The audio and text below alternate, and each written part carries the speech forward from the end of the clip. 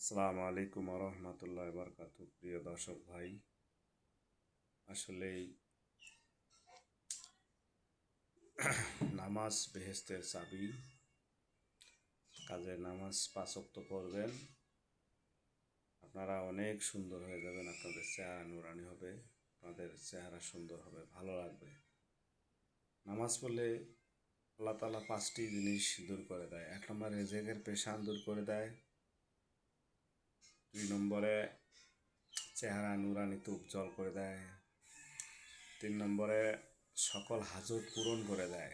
কারণ সাহাবা আজমাইন রেজেক ছিল না, আল্লাহ রাসুলের কাছে গেছে এক সাহাবি, ইয়া রাসূলুল্লাহ, আমার রেজেক নেই, খানা নেই, তুই নামাজ পড়ো। নামাজ পড়ছে, পড়া বলছে আমি তো নামাজ পড়ছি, পাই নাই, আবার পড়ো। আবার পড়ছে, বাড়িতে জাতার মধ্যে গম বের হইতেছে, এমনি জাতা ঘুরতে আছে আর গম বের হইতেছে। এটা কি নামাজের মাধ্যমে পেয়েছে। তাই নামাজ ছাড়বেন না।